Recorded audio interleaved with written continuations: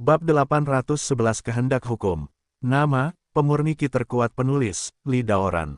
Plus matikan mengatur ulang. Pada saat ini, suasana di aula tiba-tiba menjadi tercekik.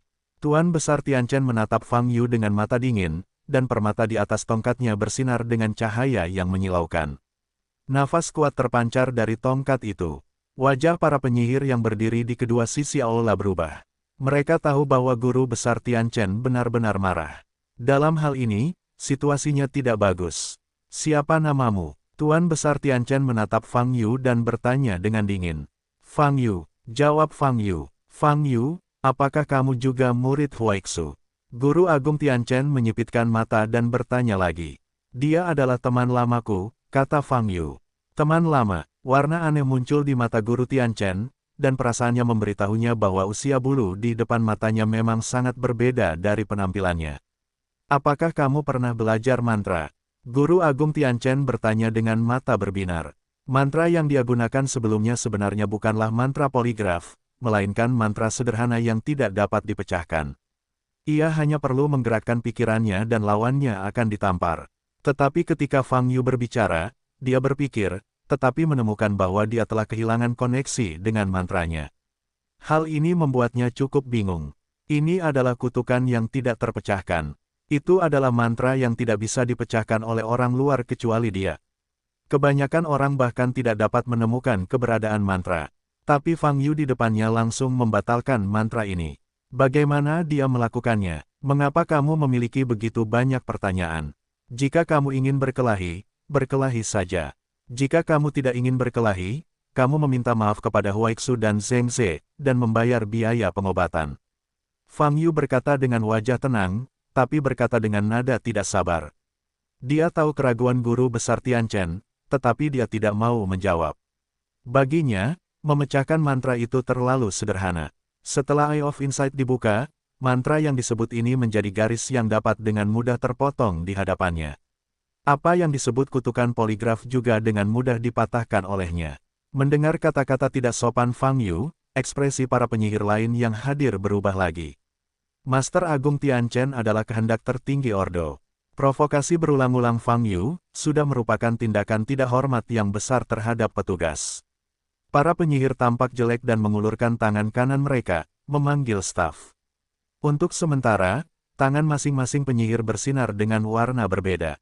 Dalam cahaya yang terjalin, nafas berbagai elemen juga perlahan naik. Para penyihir menatap Fang Yu dengan mata yang menakjubkan.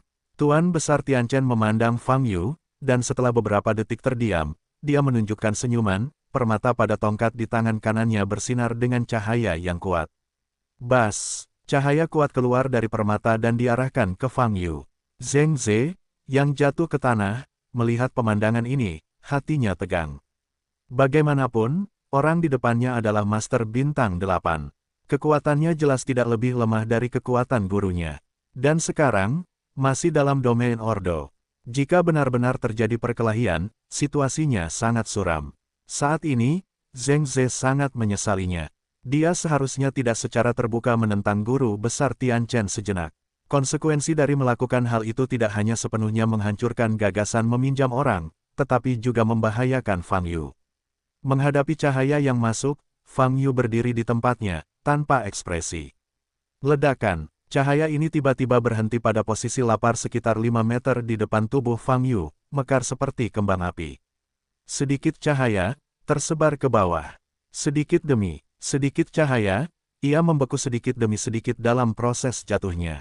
Segera, sinar cahaya ini terhubung menjadi sebuah garis, dan itu mengembun menjadi sosok manusia besar yang memegang tongkat di tangannya. Orang ini tembus cahaya, dan seluruh tubuhnya bersinar dengan cahaya warna-warni. Melihat orang ini, Fang Yu mengerutkan kening. Para penyihir di kedua sisi membuka mata lebar-lebar, dengan kegembiraan dan kegembiraan di mata mereka. Ini adalah kehendak hukum dari Guru Agung Tianchen. Sebelumnya, mereka jarang memiliki kesempatan untuk melihat Guru Agung Tianchen melakukan sesuatu, apalagi melihat wasiatnya muncul secara langsung. Jika Anda dapat menahan keinginan saya selama setengah menit, saya bersedia membiarkan Anda pergi tanpa insiden. Jika Anda dapat bertahan sebentar, saya bersedia membayar biaya pengobatan.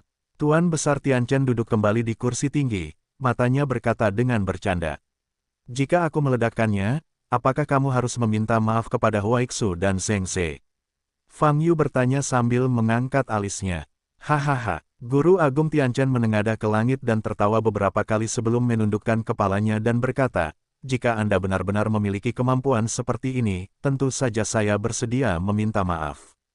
Tetapi saya beritahu Anda, jika kamu melakukan yang terbaik untuk melawan keinginanku, maka aku akan melakukan segala kemungkinan untuk berurusan denganmu, dan konsekuensinya kemungkinan besar adalah kematian. Fang Yu tidak berbicara, tetapi melihat kehendak hukum yang memegang tongkat di depannya, wajahnya tanpa ekspresi. Mulai sekarang, Guru Agung Tianchen melambaikan tangannya dengan ringan, dan kehendak hukum segera berangkat. Ia mengangkat tongkat di tangan kanannya dan menghadap posisi Fang Yu. Tongkat itu bersinar, dan energi unsur air yang mengandung nafas sedingin es menyembur keluar darinya dan diarahkan ke Fang Yu. Fang Yu menggerakkan tubuhnya dan langsung meninggalkan posisi aslinya, bergegas menuju kehendak hukum di depannya, dan tangan kanannya tiba-tiba hancur. Tongkat di tangan kanan Fa Zihui bersinar dengan semburan cahaya, dan perisai yang sangat tebal langsung muncul di depannya. Ledakan, Fang Yu meninju perisainya, dan perisai itu hancur seperti cermin.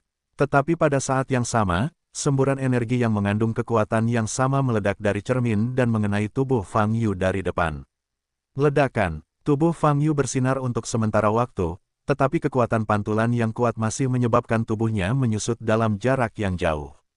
Benar, sihir itu sebenarnya dapat mencapai konversi kekuatan yang sama, dan itu benar-benar dapat melepaskan energi dalam jumlah besar dalam sekejap. Fang Yu memandang kehendak hukum di depannya, mengaguminya. 10 detik, Guru Agung Tianchen yang duduk di kursi tinggi di belakang berkata perlahan. Pada saat ini, kehendak hukum mengangkat stafnya kembali. Bas! Titik cahaya yang tak terhitung jumlahnya tiba-tiba muncul di sekitar tubuh Fang Yu. Titik cahaya ini tiba-tiba mengeluarkan garis tipis dan terhubung satu sama lain. Pada saat yang sama, di atas kepala Fang Yu, sebuah tanda kompleks yang bersinar dengan cahaya keemasan muncul. Ini, teknik penyegelan Shinra. Penyihir yang menyaksikan pertempuran itu berseru. Ini adalah teknik penyegelan tingkat atas yang hanya bisa dikuasai oleh Master Bintang 6 ke atas. Dalam legenda penyihir mereka, Dewa Sihir mengandalkan teknik ini untuk menyegel roh jahat yang membahayakan dunia. Para penyihir yang hadir tidak menyangka bahwa kehendak hukum Tuan Besar Tianchen akan menggunakan tipuan seperti itu untuk menghadapi Fang Yu. Bagaimanapun, ini adalah mantra yang khusus digunakan untuk menangani hal-hal jahat dan jahat. Bahkan Guru Agung, Tianchen, yang sedang duduk di kursi tinggi, duduk tegak saat ini, dengan mata terkejut. Kehendak hukum mewakili keinginannya, namun setelah memanggil kemauan hukum, perilaku wasiat tersebut berada di luar kendalinya. Kehendak hukum akan menilai kekuatan musuh dengan sendirinya. Gelombang www.novelringan.com gelombang untuk mengeluarkan berbagai mantra. Dan pada saat ini, kehendak hukum benar-benar melakukan teknik penyegelan Shenluo. Ini menunjukkan bahwa, penghakiman atas kehendak hukum memerlukan penggunaan mantra tingkat ini untuk memiliki kesempatan mengalahkan Fang Yu. Fang Yu ini, mata Guru Agung Tianchen yang memandang Fang Yu menunjukkan ekspresi terkejut. Bas, semakin banyak titik cahaya di sekitar tubuh Fang Yu. Saat ini, Fang Yu merasakan tekanan yang ekstrim. Energi kuat yang tak terhitung jumlahnya mencoba mengalir ke dalam tubuhnya, mencoba menekan kekuatan seluruh tubuhnya dari luar ke dalam. Seiring berjalannya waktu, kekuatan represif ini semakin kuat. Namun, itu tidak bisa menembus tubuh Fang Yu. Pada saat ini, seluruh tubuh Fang Yu bersinar dengan cahaya keemasan yang menyilaukan, seperti nyala api keemasan yang membakar permukaan kulitnya, sungguh mengejutkan. Aku ingin bersenang-senang, tetapi karena orang tua Tianchen telah membatasi waktu, maka...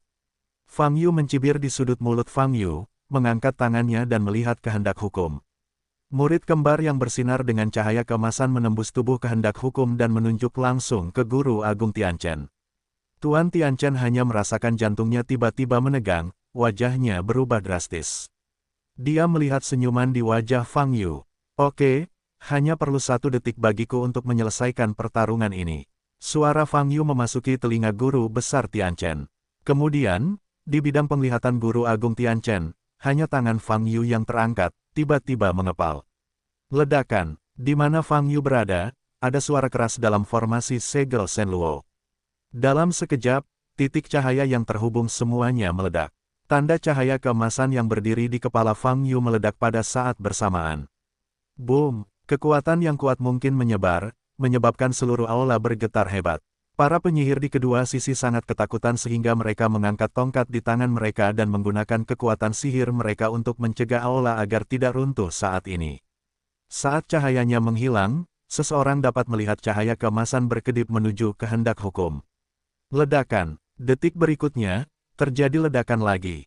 Di mata para penyihir yang ketakutan, keinginan ajaib dari Guru Agung Tianchen meledak, berubah menjadi bintang, dan menghilang di udara. Ledakan. Di saat yang sama, kekuatan yang lebih kuat mungkin menyebar ke sekeliling. Apa? Jeritan dan seruan terdengar, dan lusinan penyihir di kedua sisi tidak dapat menahan kekuatan ini, dan mereka semua terlempar terbalik 2 atau 3 meter jauhnya. Cahaya suci dari surga, Sang Qing di samping tampak serius, dan segera memanggil staf, yang memancarkan cahaya putih, menutupi setiap sudut aula. Boom! Aula masih bergetar hebat, tapi belum rusak parah. Namun saat ini perhatian kebanyakan orang tidak tertuju pada tingkat kerusakan aula. Mereka membuka mata lebar-lebar dan menatap kosong ke tengah aula kosong. Kehendak hukum Tuan Tianchen dilanggar. Bagaimana itu bisa terjadi? Ini adalah kehendak Guru Agung Bintang 8. Ketika para penyihir merasa ngeri, mereka melihat ke arah Guru Agung Tianchen di kursi tinggi. Mereka melihat Guru Agung Tianchen saat ini memiliki wajah jelek dan darah merah cerah mengalir dari sudut mulutnya. Dan sosok dengan cahaya keemasan yang kuat sudah berdiri di depannya. Tuan Besar Tianchen membuka matanya lebar-lebar, menatap Fang Yu di depannya, hanya ada keheranan di matanya. Bahkan sebelum dia bereaksi, keinginan hukumnya telah dilanggar. Buka segel Tianluo dalam 1 detik, dan hancurkan kehendak hukum dalam 1 detik. Meski kemauan hukum hanya mewakili 30 hingga 40% dari kekuatannya. Tetapi berdasarkan situasinya sekarang, Tuan Besar Tianchen sudah tahu, bahkan jika dia mencoba yang terbaik, dia bukanlah lawan Fang Yu. Kekuatan pria yang tampak muda ini, telah melampaui kesadarannya. Jika dia tidak mengalaminya secara pribadi, tidak peduli siapa yang menyebutkannya kepadanya, dia tidak akan percaya. Ada pembangkit tenaga listrik yang luar biasa di dunia saat ini. Bagaimana, Pak Tua Tianchen, apakah kamu ingin terus bertarung? Fang Yu berdiri di depan Guru Besar Tianchen, mengangkat tangan kanannya, dan bertanya sambil tersenyum. Tuan Besar Tianchen melihat tangan emas di depannya. Apa yang akan terjadi jika pukulan ini dihancurkan, tidak terbayangkan. Tianchen menelan ludah, dan berkata dengan susah payah, "Aku bukan lawanmu."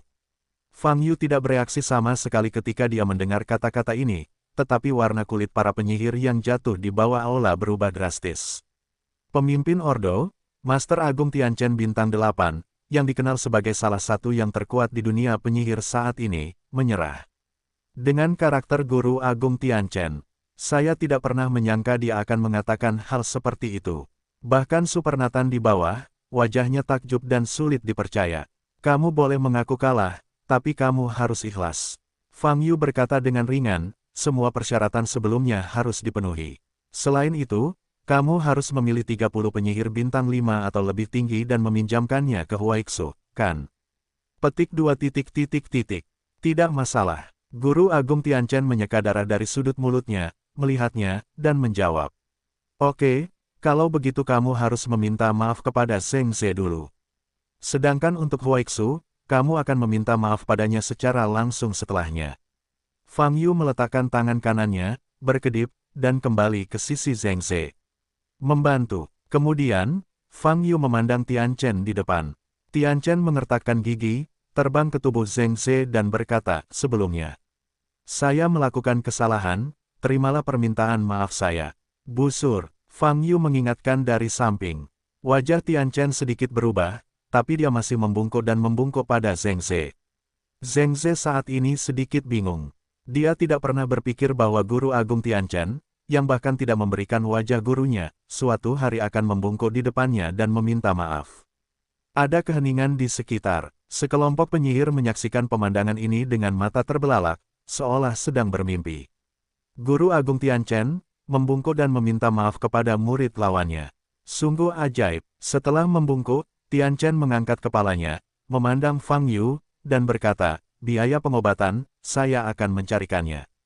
Ketika saya meminta maaf, saya akan membayarnya kembali.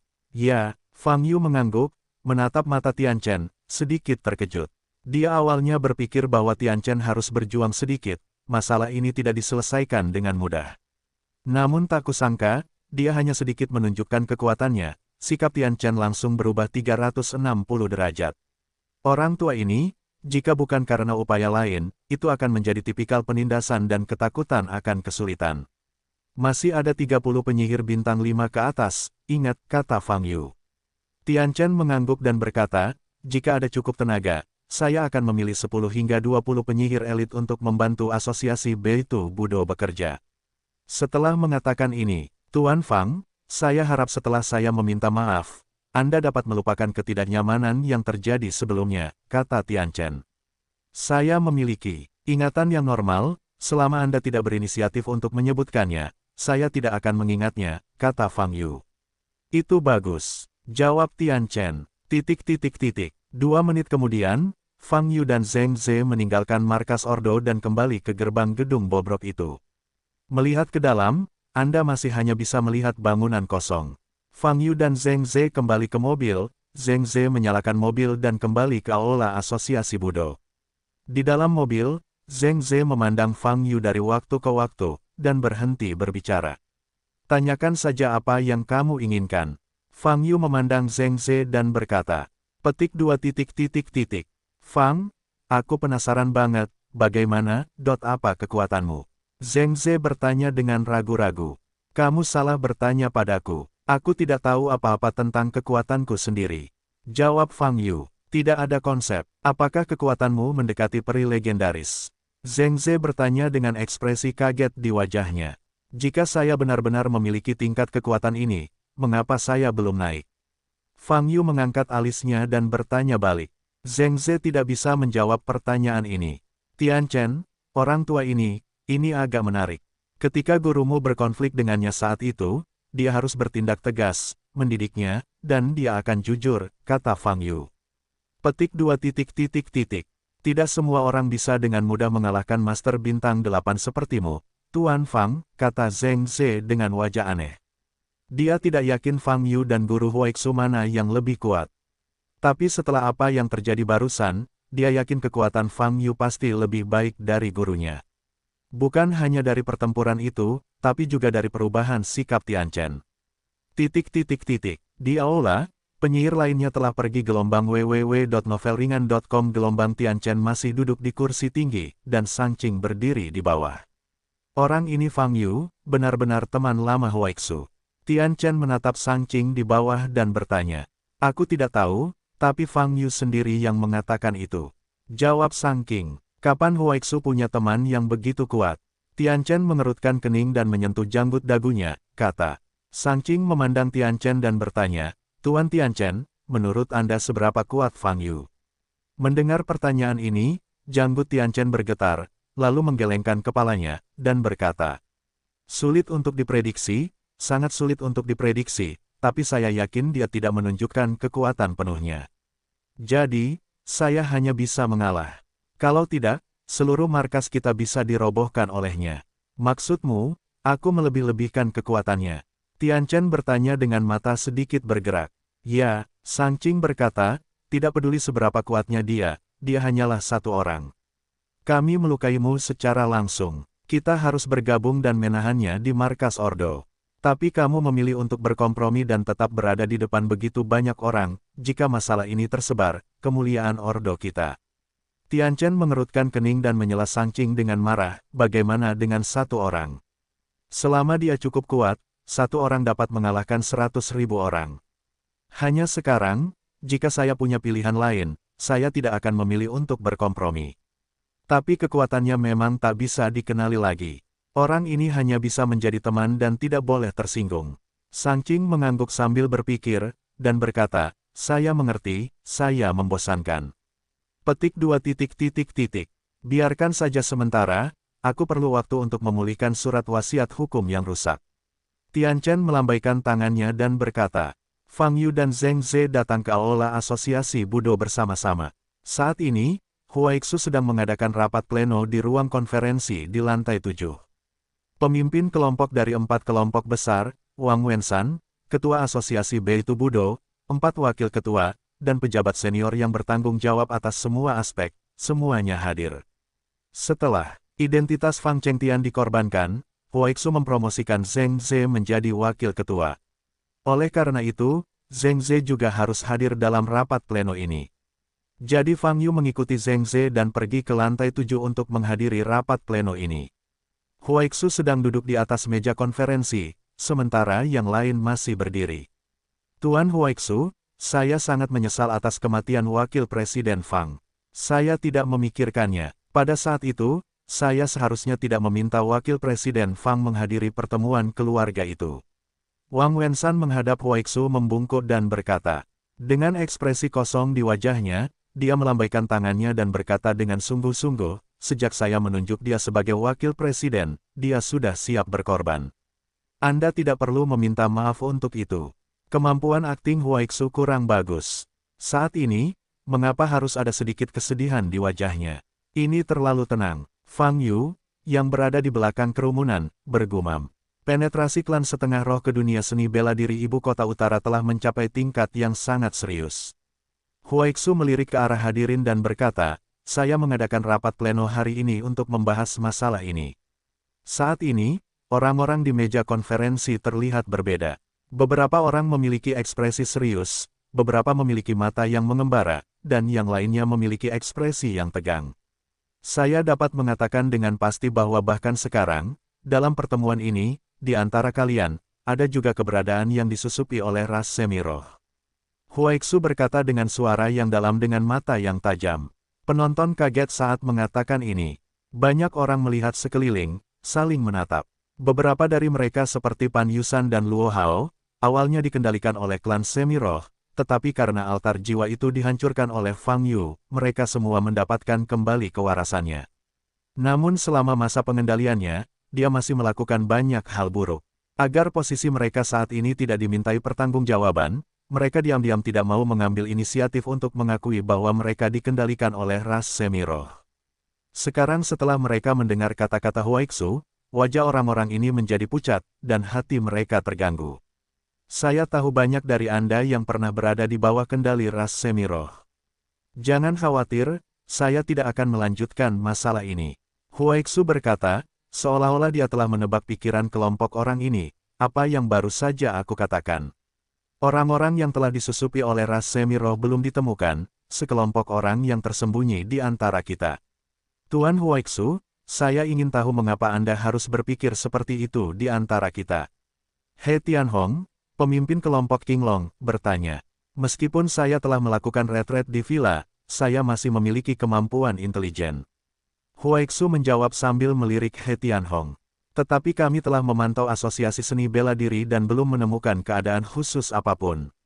Di sisi lain, kata pemimpin kelompok macan putih, Zhao Yang. Disinilah kamu mengabaikan tugasmu. Huaixu berkata dengan nada yang lebih serius. Wajah He Tianhong dan Zhao Yang berubah. Dan wajah dua pemimpin tim lainnya juga tidak cantik. Dalam rapat paripurna, mereka dikritik secara tatap muka hingga tak berwajah. Huaixu memandang mereka berempat dan berkata, seluruh asosiasi seni bela diri Beidu kita hanya akan memiliki satu misi dalam periode waktu berikutnya, dan itu adalah untuk mengungkap sumber dari ras semiroh. Keempat pemimpin itu menundukkan kepala dan tidak banyak bereaksi. Melihat penampilan mereka, mata Huaixu bersinar dengan warna yang aneh, dan alisnya mengerutkan kening. Isi pertemuannya agak membosankan, dan secara kasar, saya sedang berbicara dengan para pemimpin. Puncak, Fang Yu bosan, matanya menyapu dengan santai. Sekelompok besar orang yang hadir ini semuanya adalah anggota tingkat tinggi dari Asosiasi Seni Bela Diri, dan mereka akan memiliki pengaruh tertentu baik di dunia sekuler maupun dunia seni bela diri. Saat ini, mereka dilatih seperti anak-anak yang pernah melakukan kesalahan. Oleh karena itu, tidak ada seorang pun yang memiliki wajah tampan, dan semuanya menundukkan kepala dan tidak berani berbicara. Namun salah satunya menarik perhatian Fang Yu. Itu Du Teng, wakil ketua. Ketika saya menggunakan identitas Fang Chengtian sebelumnya, saya telah bertemu kedua belah pihak. Kesan Duteng terhadap Fang Yu selalu seolah-olah sedang tidak dalam keadaan sedang bermain-main dengan ponselnya. Terlebih lagi, orang ini sepertinya tidak pernah berbicara. Pada saat ini, Duteng juga menundukkan kepalanya, tetapi Fang Yu dapat dengan jelas melihat ada lapisan keringat halus di dahinya. Wajahnya sedikit pucat, dan ada kepanikan serta kepanikan di matanya. Apa yang sedang terjadi di sini? Meskipun dia terlatih, dia tidak memarahinya sendirian. Kenapa dia begitu ketakutan? Fang Yu tampak curiga, menatap Duteng. Tapi saat ini, Duteng tiba-tiba mengangkat kepalanya dan menatap ke arah Huaixu, matanya penuh kecemasan dan ketakutan. Setelah itu, dia diam-diam keluar dari kerumunan dan meninggalkan ruang pertemuan. Kemana dia pergi? Fang Yu mengerutkan kening, mencoba mengikuti.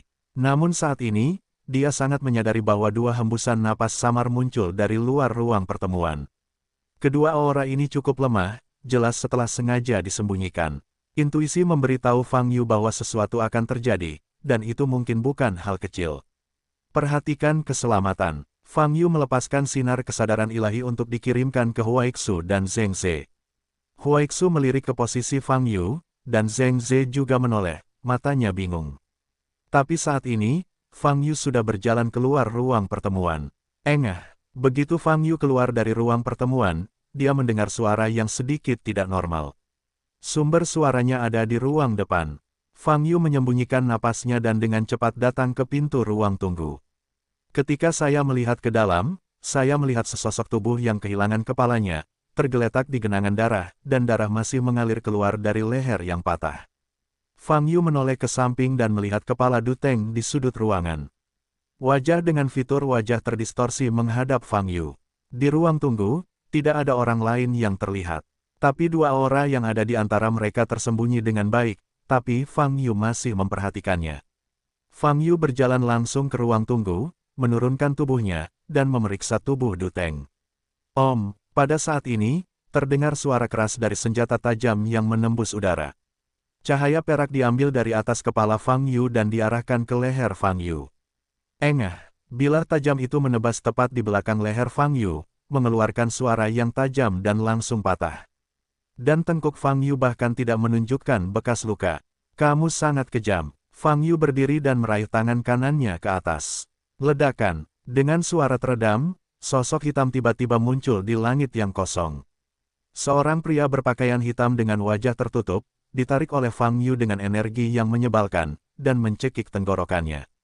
Mata pria kulit hitam itu ketakutan, meronta keras gelombang www.novelringan.com gelombang wus. Pada saat ini, terdengar suara terobosan di udara lagi. Fang Yu tidak menoleh ke belakang, dan melemparkan tinju kirinya ke belakang. Tanda seru, pria berbaju hitam muncul, tapi hanya tubuh rusak yang tersisa, terbang menuju ruang tunggu. Untuk sementara, seluruh ruang tunggu dipenuhi dengan bau darah yang menyengat, dan darah merah. Cerah terciprat kemana-mana. Pria berbaju hitam yang dicekik tenggorokan Fang Yu semakin ketakutan saat melihat temannya meninggal dengan cara yang tragis. Tangan kanan Fang Yu agak keras. Pria berbaju hitam itu menggerakkan anggota tubuhnya dan mengeluarkan dengusan menyakitkan di tenggorokannya. Mengapa kamu membunuh Duteng? Fang Yu merobek kain hitam dari wajah pria berbaju hitam, memperlihatkan wajah pria asing, dan bertanya. Dia mengetahui rahasia kita. Pria berbaju hitam itu menjawab dengan susah payah. Apa rahasianya? Fang Yu bertanya sambil menyipitkan matanya. Pria berbaju hitam menutup mulutnya rapat-rapat dan tidak berbicara. Menurutku kamu seharusnya berasal dari ras semi-roh. Fang Yu bertanya. Pria berbaju hitam masih tidak berbicara. Mata Fang Yu sedikit dingin, dan tangan yang mencekik tenggorokannya menegang. Pria berbaju hitam itu kesakitan dan berjuang mati-matian. Aku bisa memberitahumu, tapi kamu harus melepaskan aku. Pria berbaju hitam dengan enggan mengeluarkan suara. Fang Yu sedikit melepaskan tangan kanannya dan berkata, ayo kita bicara. Rahasianya adalah, pria berbaju hitam itu tiba-tiba menyeringai, menunjukkan senyuman gila, dan berkata, hari ini, kalian semua akan mati. Ledakan. Begitu suara itu turun, terjadi ledakan yang memekakkan telinga di ruang konferensi di sampingnya. Dalam sekejap, kekuatan ledakan menyebar ke seluruh gedung Aula Guild, dan api memenuhi langit. Seluruh gedung Aula Guild runtuh dengan cepat. Dari luar aula, pemandangan ini cukup mengejutkan. Aula Asosiasi Seni Bela Diri ini, yang berdiri selama ratusan tahun dan menjadi salah satu bangunan penting di ibu kota utara, hancur dalam sekejap, berubah menjadi debu yang terfragmentasi, dan berserakan. Mereka yang melihat pemandangan ini dari pinggiran sangat ketakutan hingga wajah mereka pucat, dan mereka berseru lagi dan lagi. Tidak ada yang menyangka bahwa Aula Asosiasi Budo, yang bisa dikatakan sebagai salah satu tempat teraman di ibu kota utara pada hari kerja, akan mengalami situasi yang begitu tragis. Di dalam debu, Fang Yu membuang mayat hangus di tangannya sesuka hati, melepaskan kesadaran spiritualnya. Dia perlu mengetahui berapa banyak orang yang masih hidup di aula. Sumber ledakan dahsyat itu ada di ruang konferensi. Blode, pikiran Fang Yu segera memunculkan pemikiran ini. Ketika perasaan ilahi dilepaskan, Fang Yu segera merasakan banyak napas. Nafasnya ada yang lemah, ada pula yang masih kuat. Dan ketika kesadaran ilahi dengan cepat lewat, Anda masih bisa melihat banyak sisa-sisa yang hangus. Fang Yu menangkap aura yang familiar dan kuat dan segera terbang menuju lokasi itu. Wow, beberapa detik kemudian, Fang Yu menghela nafas. Itu adalah Huaixu. Saat ini, ada beberapa bekas luka bakar di pakaian Huaixu, tetapi lukanya tidak terlalu parah. Wajahnya membiru dan matanya penuh amarah. Apa yang telah terjadi? Fang Yu bertanya. 6 orang tingkat tinggi di ruang konferensi meledakkan jiwa yang baru lahir. Berkata dengan sedikit kengerian di wajahnya yang suram. Baginya, apa yang baru saja terjadi sungguh konyol. 6 anggota tingkat tinggi dari Asosiasi Beito Budo tampaknya tidak memiliki masalah di permukaan, tetapi tiba-tiba, mereka akan membiarkan energi sejati dalam tubuh mengalir mundur dan meledakkan jiwa yang baru lahir. Yang mengejutkan Huaixu adalah alasan ke-6 orang ini melakukan ini.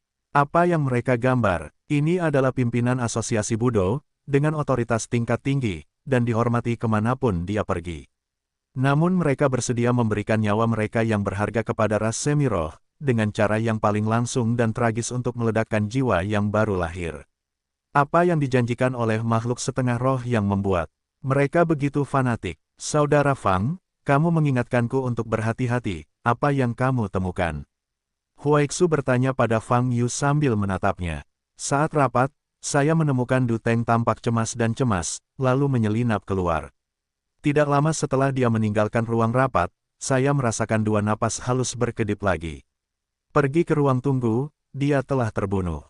Fang Yu berkata, menurut kedua pembunuh itu, Du Teng seharusnya mengetahui rencana ras semi-roh terlebih dahulu melalui beberapa cara, dan ingin menyelinap pergi dan menghindari serangan ini. Tapi ketika dia ditemukan setengah ras roh, dia memenggal kepalanya terlebih dahulu. Du Teng, kata Huaixu dengan wajah jelek, jika dia bisa memberitahu kita lebih awal, bencana ini bisa dihindari. Saat keduanya sedang berbicara, sosok lain terbang ke samping. Itu adalah ketua Wang Wenshan. Saat ini, Wang Wenshan memiliki banyak bekas luka di wajahnya, dan dagunya masih berlumuran darah. Wajahnya sama jeleknya, matanya dipenuhi rasa tidak percaya, dia memandang ke arah Huaixu, dan berkata dengan takjub, Tuan Huaixu, kami. Huaixu menarik napas dalam-dalam dan berkata perlahan, kali ini, kami salah perhitungan. Selanjutnya, seluruh anggota dari 4 kelompok besar diberangkatkan untuk memulai penyelamatan darurat di lokasi Aula Asosiasi Budo yang berubah menjadi puing-puing. Pada saat yang sama, berita bahwa Aula Asosiasi Budo diserang oleh setengah roh meledak seperti angin kencang dan gelombang besar, menyapu seluruh ibu kota utara.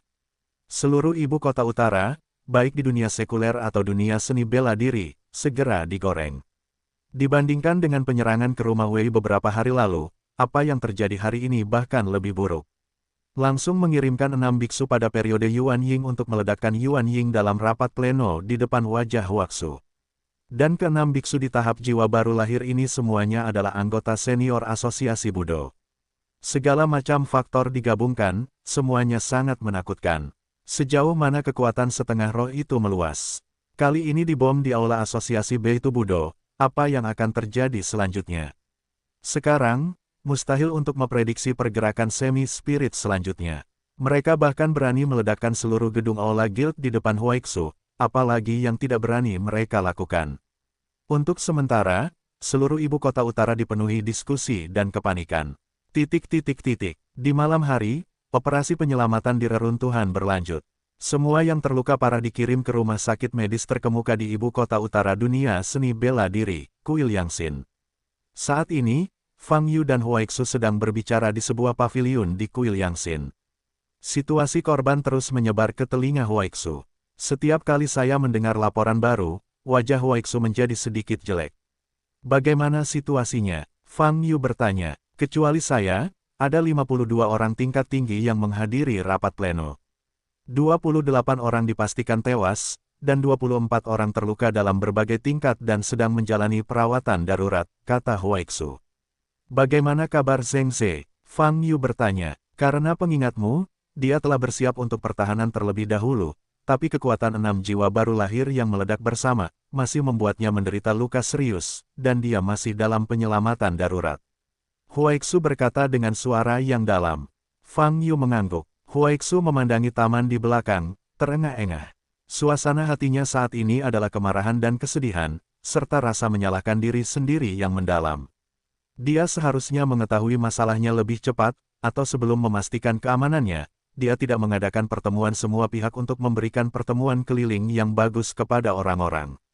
Semiroh, saat ini, kerugian telah terjadi dan tidak dapat dipulihkan. Asosiasi Budo dan bahkan elit tulang punggung dari 4 kelompok besar langsung dihancurkan oleh serangan ini. Fang Yu memandang Huaixu dan tidak mengatakan apapun. Dia bisa memahami perasaan Huaixu saat ini, dan tidak ada gunanya mengatakan lega. Namun, Fang Yu tidak menyangka ras setengah roh akan berani melakukan ini. Sepertinya penampilanku sebelumnya membuat anjing setengah roh itu melompati tembok. Fang Yu berkata, mereka berhenti bersembunyi di kegelapan, dan bahkan mengirim orang untuk menyerang Ola Guild, memberikan pukulan telak kepada Asosiasi Seni Bela Diri, membuat seluruh komunitas seni bela diri ibu kota utara. Semua takut pada mereka. Saya harus mengatakan bahwa tindakan mereka kali ini dilakukan dengan sempurna. Kesadaran ilahi dan kemampuan penginderaan kita dapat melihat melalui nafas seseorang dan kelainan pada tubuh, tetapi tidak dapat melihat melalui hati seseorang. Serangan 6 orang tingkat tinggi di periode Yuan Ying memang tidak mungkin untuk dicegah.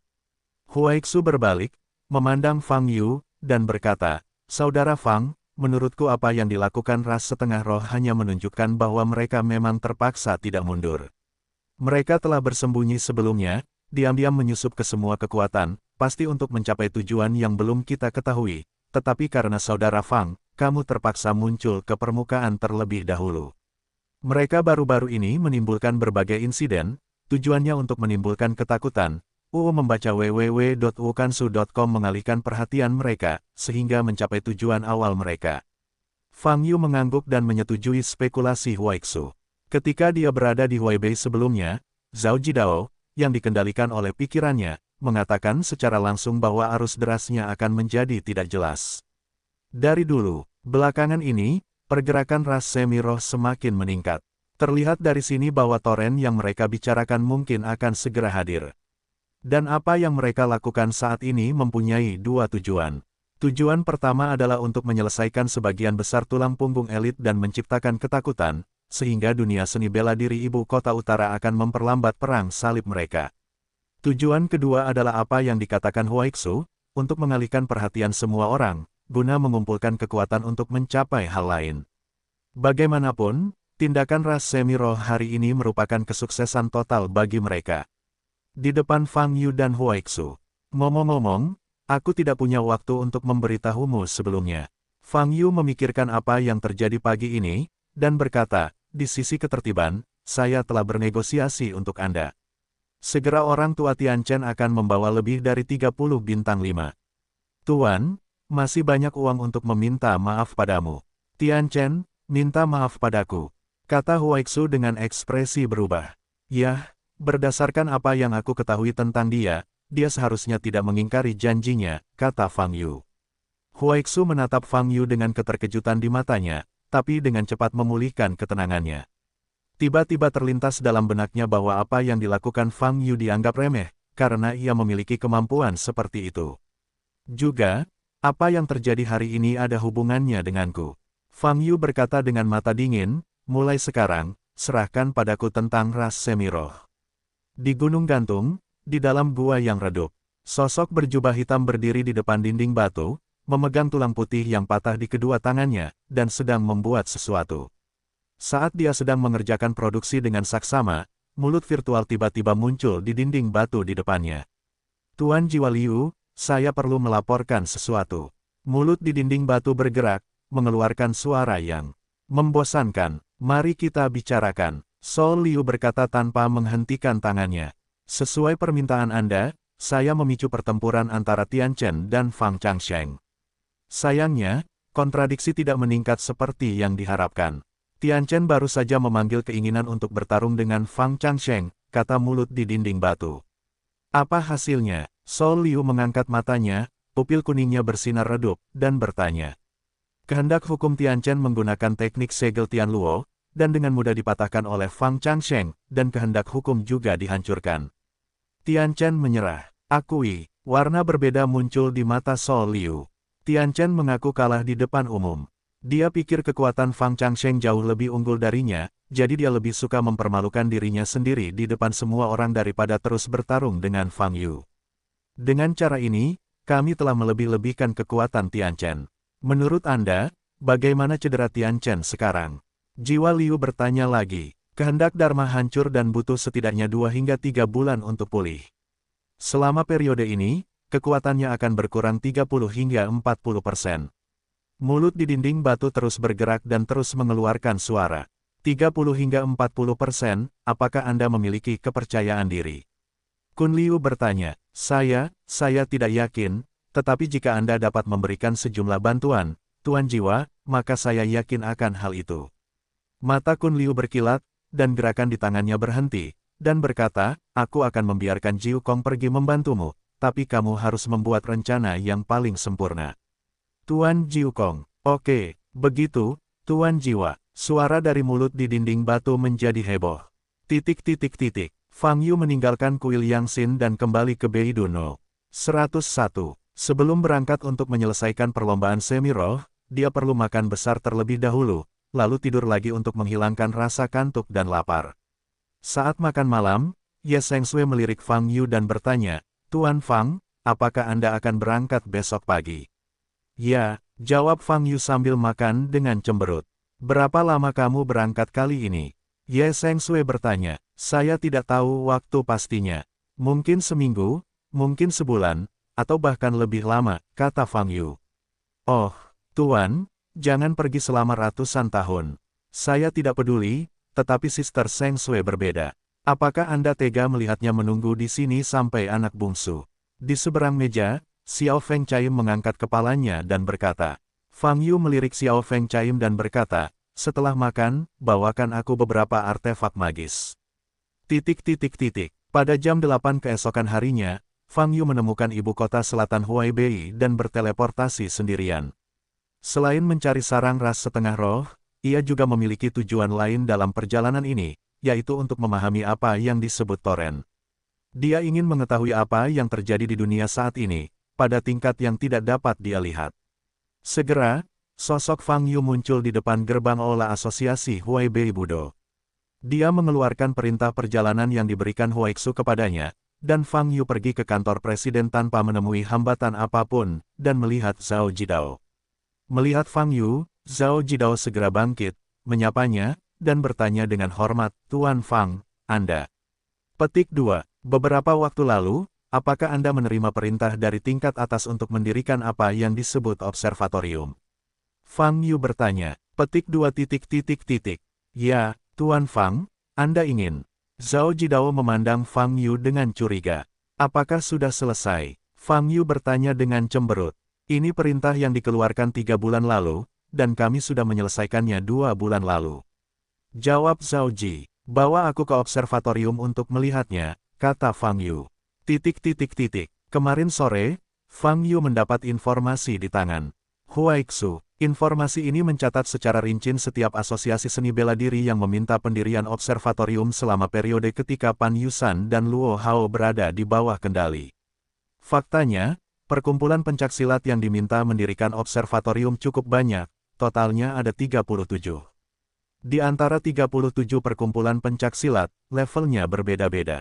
Ada asosiasi seni bela diri 3 tingkat di wilayah yang luas, seperti asosiasi Huaibei Budo. Dan untuk tingkat rendah, ada juga perkumpulan pencaksilat tingkat 5 di kota kabupaten kecil di daerah tertentu. Dari sini terlihat bahwa syarat berdirinya observatorium tidak ada hubungannya dengan tingkat perkumpulan Budo, melainkan hanya lokasinya saja. Jika Anda ingin menyelidiki ras Semirov, tidak ada cara lain, Anda hanya bisa memulai dari sini. Setengah jam kemudian, Fang Yu mengikuti Zhao Jidao ke Gunung Qingyun yang terkenal. Ketinggian gunung ini sekitar 500 meter, tidak terlalu tinggi, namun terletak di dalam taman hutan Nandu sehingga sangat terkenal. Pihak Beidou memberi kami koordinat yang tepat, yang kebetulan terletak di Gunung Qingyun. Mereka meminta kami membangun sebuah observatorium di puncak Gunung Qingyun. Zhao Jidao tersenyum pahit dan berkata, tempat ini milik tempat yang indah.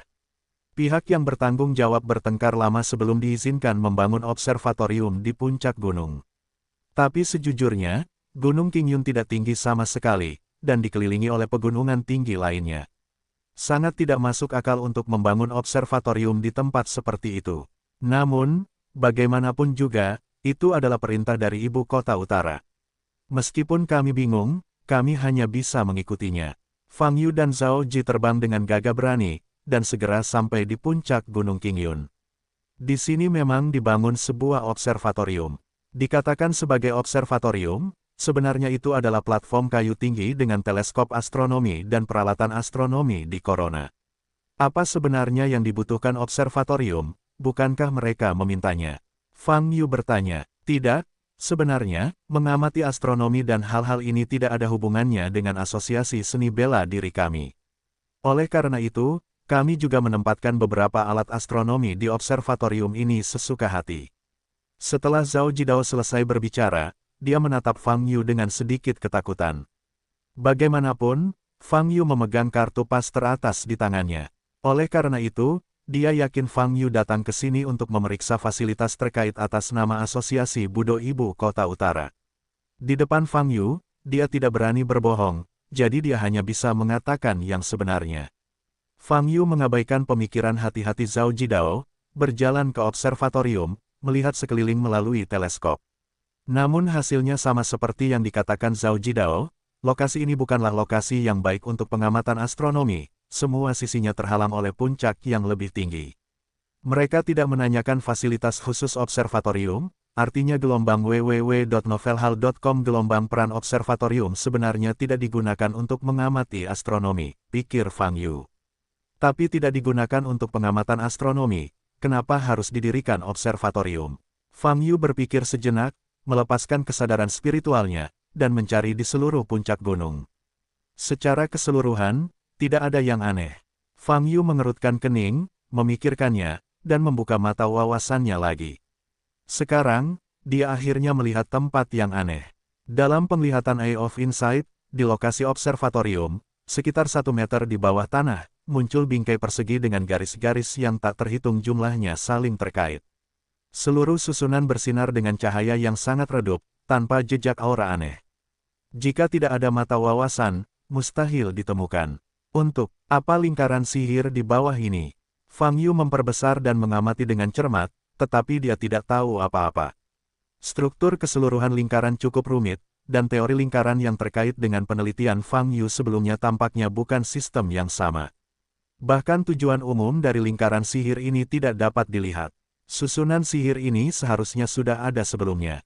Suku Semirov telah memberikan persyaratan penentuan posisi yang akurat untuk membangun sebuah observatorium. Apakah itu untuk menandai atau menutupi ciri-ciri khusus asli di tanah? Pikir Fang Yu, saat Anda membangun observatorium, apakah menurut Anda tempat ini aneh? Fang Yu memandang Zhao Ji dan bertanya. Zhao Jidao mengerutkan kening pada pertemuan itu. Setelah beberapa saat, ekspresinya berubah, dan dia menjawab, itu benar, tapi saya terkendali saat itu. Sepertinya saya tidak peduli. Saat tim yang bertanggung jawab membangun observatorium menemukan tempat ini, mereka melaporkan sebuah pesan. Katanya di tanah tempat observatorium dibangun di puncak gunung, akan ada gumpalan gas putih. Udara putih keluar dari tanah. Fang Yu mengangkat alisnya dan melihat ke tanah di bawah kakinya. Yah, pada saat itu mereka menggambarkannya seperti uap yang naik dari tanah, kata Zhao Jidao. Fang Yu berhenti bicara, matanya berpikir. Ada susunan aneh di bawah observatorium, dan gas putih naik dari tanah. Penglihatan ini jelas tidak normal, namun tidak masuk akal untuk mengatakan bahwa observatorium itu dibangun untuk menutupi anomali di lapangan. Karena puncak Gunung Qingyun adalah daerah terpencil, orang-orang setengah roh meminta sebuah observatorium di tempat seperti itu, tapi ada perasaan bahwa tidak ada perak di tempat ini. Meskipun Dao Kong tidak terlalu pintar, dia tidak sebodoh itu. Setelah dipikir-pikir, tidak ada hasil. Pada saat ini, pikiran Fang Yu melintas, dan dia memikirkan sesuatu. Sebanyak 37 lokasi diperlukan untuk mendirikan observatorium, mungkinkah? Mata Fang Yu kembali normal, dan dari ruang penyimpanan cincin halus, dia mengeluarkan peta seluruh area. Menurut informasi yang diberikan oleh Huaixu, Fang Yu menandai 37 tempat di mana observatorium itu didirikan di peta. Kemudian, sambungkan titik tanda lainnya. Segera, pola yang sangat persegi muncul di depan matanya. 37 lokasi, pinggirannya hanya terhubung menjadi persegi. Dan berbagai lokasi di dalamnya terhubung. Itu persis sama dengan formasi di bawah tanah yang baru saja dilihat Fang Yu dengan Eye of Insight. Fang Yu membuka matanya lebar-lebar, membuka mata wawasannya lagi, dan melihat ke tanah di bawah kakinya. Kemudian, lihatlah tanda-tanda yang terhubung pada peta. Persis sama, bahkan koneksi rumit di dalamnya pun persis sama. Ini membuat Fang Yu merasa sangat terkejut. Di bawah tanah di setiap lokasi, mungkin terdapat lingkaran sihir yang sama. Dengan kata lain, lingkaran kecil yang ada di setiap lokasi saling terhubung, dan menjadi lingkaran raksasa yang meliputi seluruh wilayah Huaxia. Fungsi lingkaran ini belum diketahui. Tapi lingkaran sihir dengan cakupan yang begitu besar, sejauh menyangkut kognisi Fang Yu, itu belum pernah muncul sejak zaman kuno. Tahukah Anda, setiap pengaturan lingkaran sihir harus menggunakan sejumlah aura sebagai energi untuk mengaktifkan lingkaran sihir tersebut. Lingkaran sihir dengan area cakupan sebesar itu belum tentu bisa aktif jika semua aura di bumi habis. Faktanya, tidak ada cara untuk mengekstrak seluruh aura antara langit dan bumi. Kecuali, pemahamanku sepenuhnya salah, ini sama sekali bukan lingkaran sihir. Tapi jika itu bukan lingkaran sihir, apa jadinya? Terlebih lagi, lingkaran itu mencakup sebagian besar Tiongkok.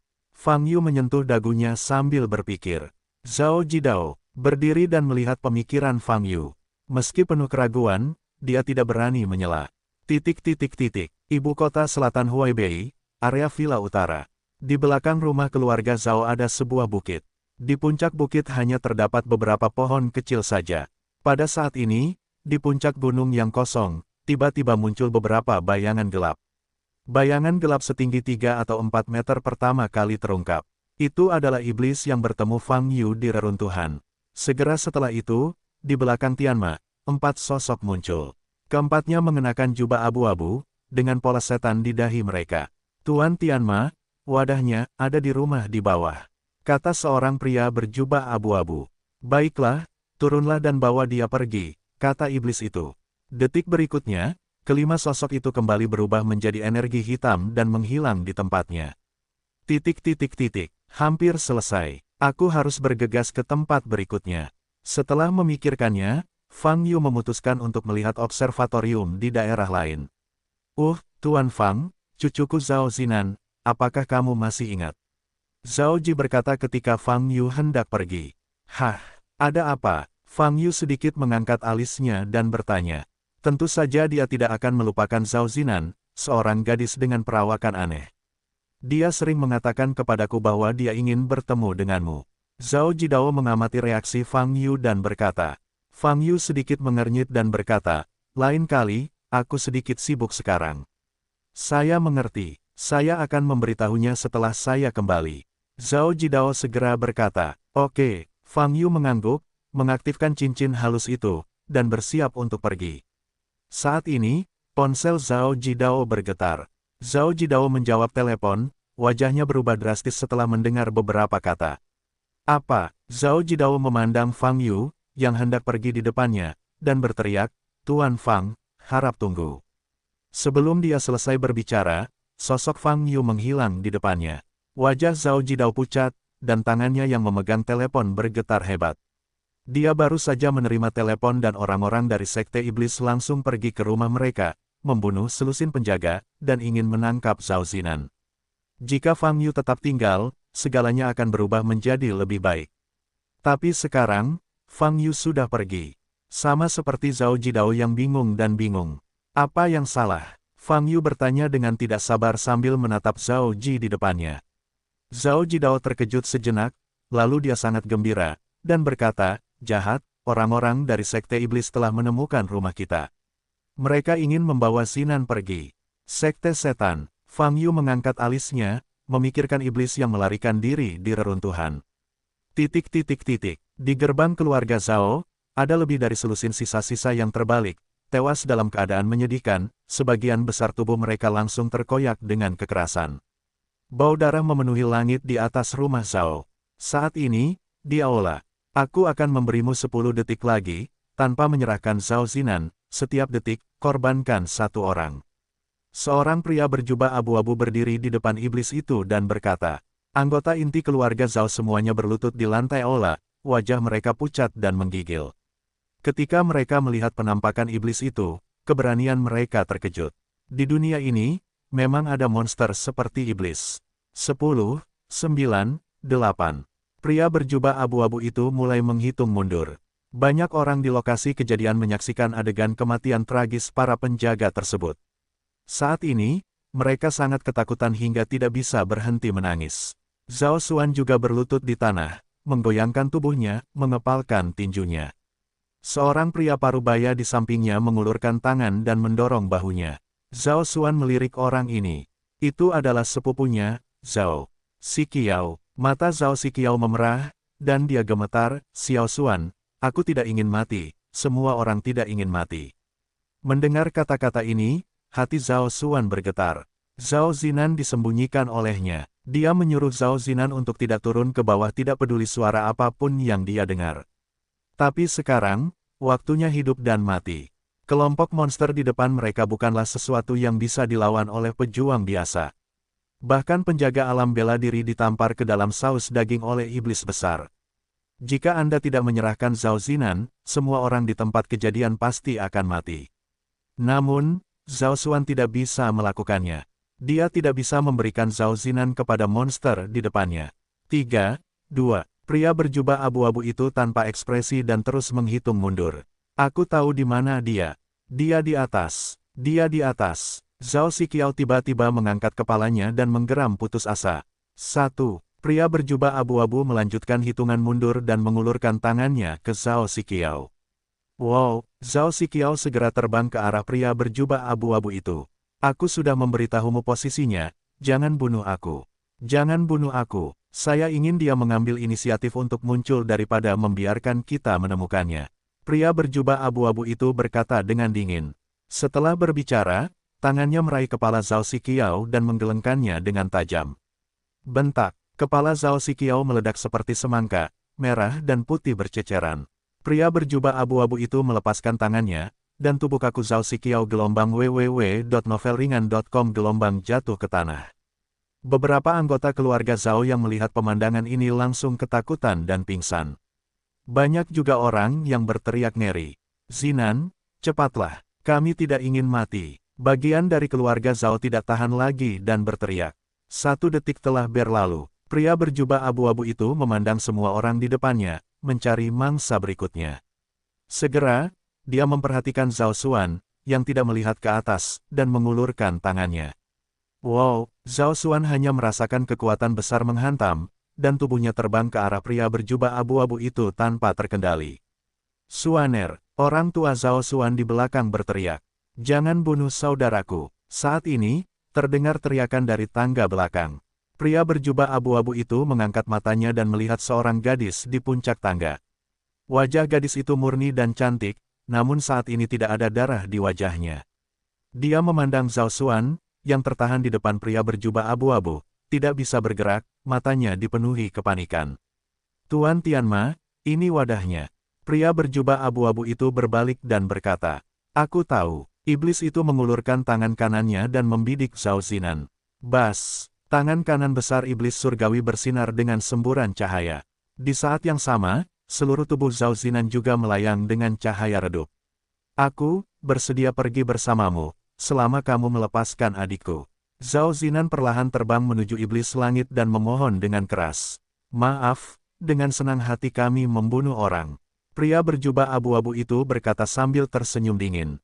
Tapi saat pria berjubah abu-abu itu hendak memulai tangannya, sebuah sosok tiba-tiba muncul di depannya. Kesenanganmu adalah membunuh, dan kesenanganku adalah membunuhmu. Fang Yu menyeringai pada pria berjubah abu-abu di depannya. Sosok Fang Yu tiba-tiba muncul, mengejutkan semua orang yang hadir. Pria berjubah abu-abu yang paling dekat dengannya semakin mengubah ekspresinya.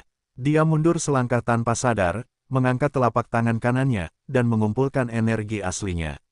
Fang Yu memandang iblis di belakang pria berjubah abu-abu itu, tersenyum dan berkata, sepertinya kita masih memiliki takdir, kita semua bisa menghadapinya. Pada saat ini, iblis itu tidak memiliki ekspresi di wajahnya, tetapi hatinya sangat panik. Kenapa pria ini muncul di sini? Jika Fang Yu tidak menghilang tiba-tiba saat bertarung di reruntuhan, dia tidak akan lolos dari kematian. Kekuatan pria ini membuatnya merasa takut dan tidak berdaya. Zhao Zinan, yang perlahan-lahan melayang menuju iblis surgawi, melihat punggung familiar Fang Yu, matanya yang redup bersinar dengan harapan. Dia tahu bahwa dia dan keluarganya telah diselamatkan. Pada saat ini, pria berjubah abu-abu memiliki kulit yang suram, dan dia menamparkan Fang Yu di depannya dengan telapak tangan. Telapak tangannya dipadatkan dengan kekuatan yang dahsyat, tepat di depan dada kiri Fang Yu. Ledakan, terjadi ledakan, kilatan cahaya kemasan melintas di dada Fang Yu, berdiri diam, tidak mundur selangkah. Apa, sebaliknya, pria berjubah abu-abu itu menjerit, seluruh lengan kanannya meledak seketika, dan pada saat yang sama, seluruh pria itu jatuh seperti bola meriam dan jatuh ke tanah di luar gerbang, menghancurkan tanah menjadi sebuah lubang dan berhenti bergerak. Melihat pemandangan ini, ekspresi tiga pria berjubah abu-abu di belakang iblis itu berubah. Mereka menatap mata Fang Yu, penuh keterkejutan dan ketidakpercayaan. Mereka tidak melakukan apapun, mereka mengalahkan teman mereka. Bagaimana Anda melakukannya? Bentak. Setelah pria berjubah abu-abu itu jatuh, Zhao Xuan, yang terikat di udara oleh kekuatan tak terlihat, jatuh ke tanah. Zhao Xuan melihat punggung Yu di depannya dan berkata, Tuan Fang, tolong selamatkan Zinan. Kalau begitu, target monster itu adalah Zinan. Fang Yu menoleh dan melirik Zhao Zinan, yang perlahan terbang menuju setan langit, dengan cahaya aneh di sekujur tubuhnya, sedikit mengernyit dan berkata, saya tahu. Wow, pada saat ini, kecepatan terbang Zhao Zinan ke setan langit tiba-tiba meningkat. Telapak tangan kanan iblis surgawi membuka mulutnya yang tak berdasar, seolah ingin menelan Zhao Zinan dalam satu gigitan. Fang Yu mengerutkan kening dan mengangkat tangan kanannya. Om, terdengar suara mendengung di udara. Zhao Zinan, yang sedang terbang ke iblis langit, tiba-tiba berhenti. Cahaya yang bersinar di tubuhnya menjadi lebih kuat. Tubuhnya sedikit gemetar di udara.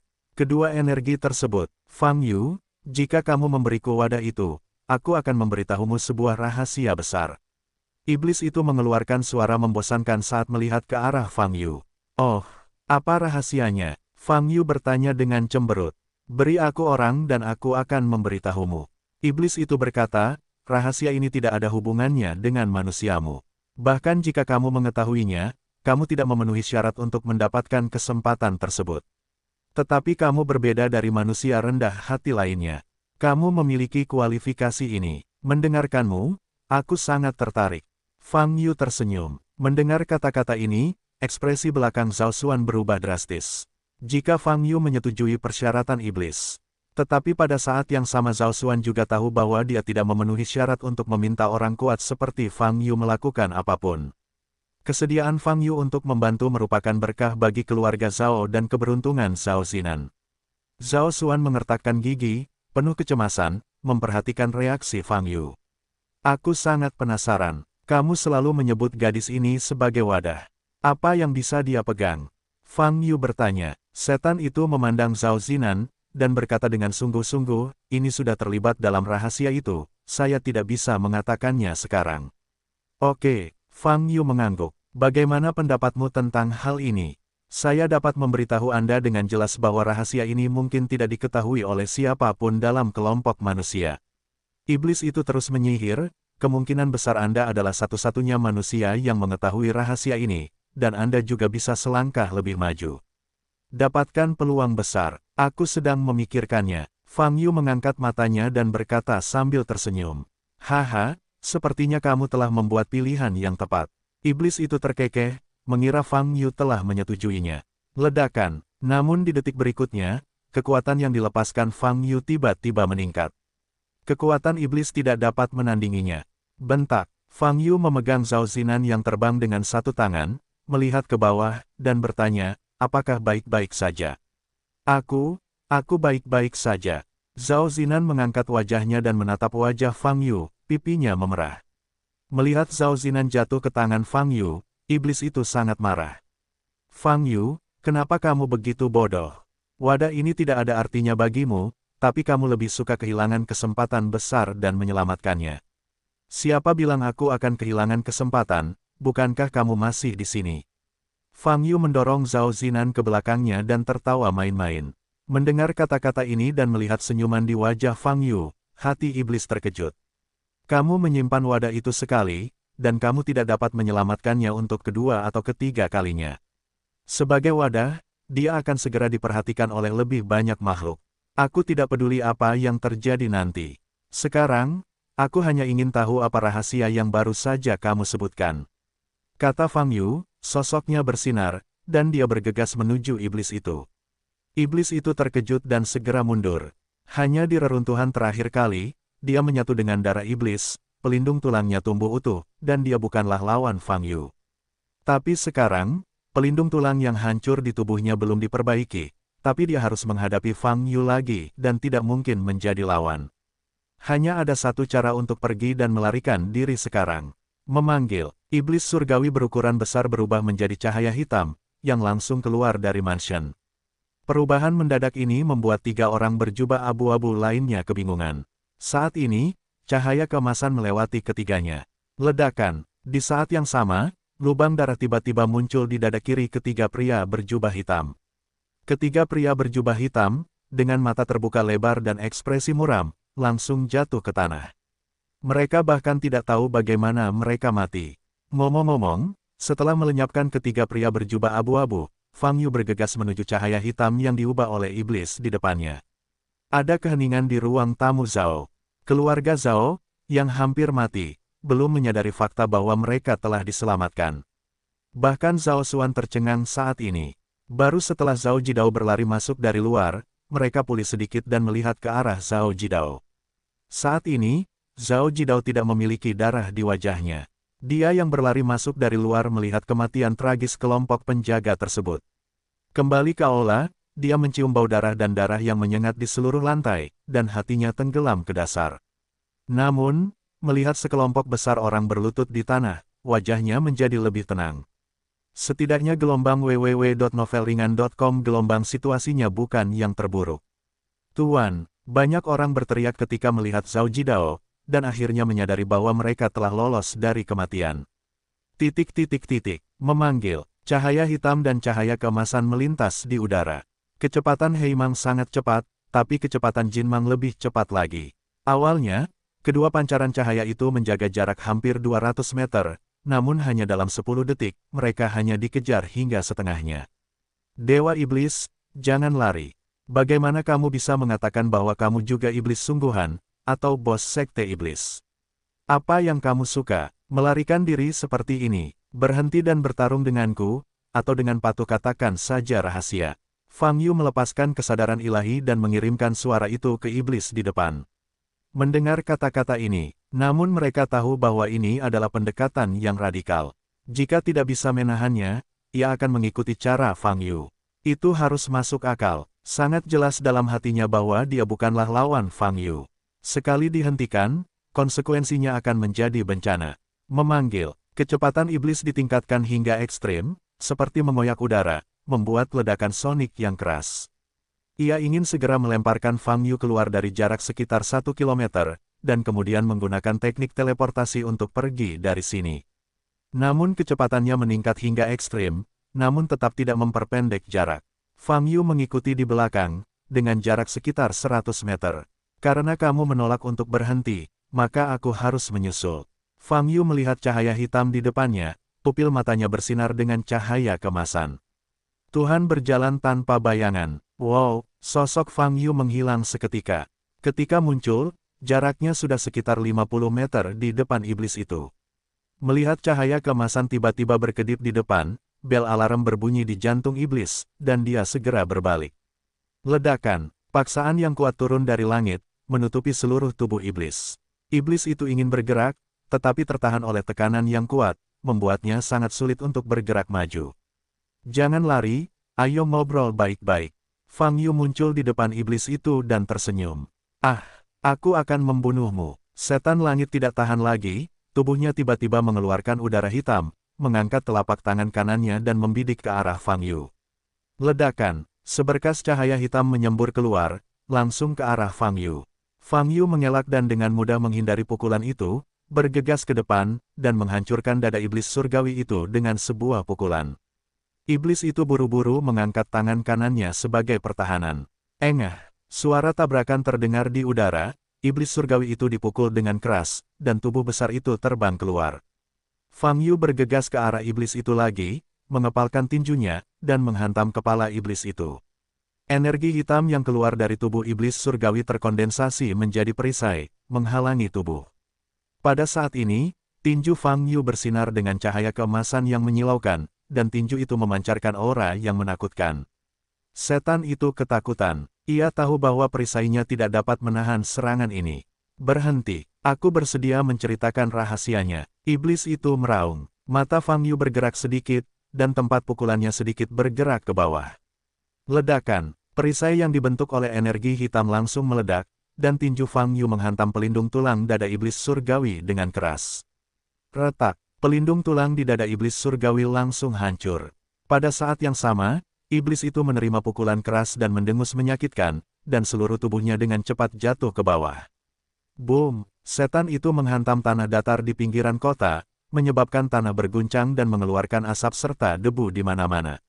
Sosok Fang Yu melintas, perlahan-lahan jatuh ke tanah yang dipenuhi asap di bawah. Setelah 10 detik, Fang Yu berdiri di tanah. Di depannya ada lubang berlubang. Iblis surgawi jatuh ke dalam lubang, anggota tubuhnya sedikit bergerak, dan ada lubang tambahan di dadanya. Pada saat ini, sejumlah besar energi hitam telah mengembun di dadanya, dan tampaknya ia dengan cepat memperbaiki posisi tertusuknya. Bisakah kamu berbicara dengan baik sekarang? Fang Yu bertanya sambil melihat iblis yang tergeletak di tanah. Iblis itu mengangkat kepalanya dan menatap Fang Yu dengan pupil merah, cahayanya berkedip-kedip. Tersinggung, mati lemas tanpa akhir. Saya pikir setelah memadukan darah iblis, belum lagi mendominasi dunia, setidaknya Anda bisa menjadi anggota rantai makanan teratas dunia. Tetapi ketika bertemu dengan Fang Yu di depannya, kekuatannya hancur ke segala arah, dan dia bahkan tidak memiliki kesempatan untuk melakukan serangan balik.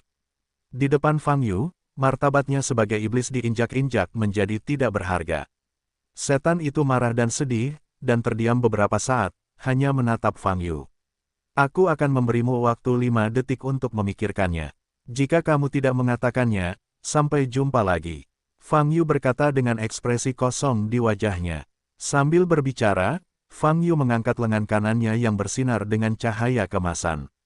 Melihat pemandangan ini, tiba-tiba hati iblis itu bergetar.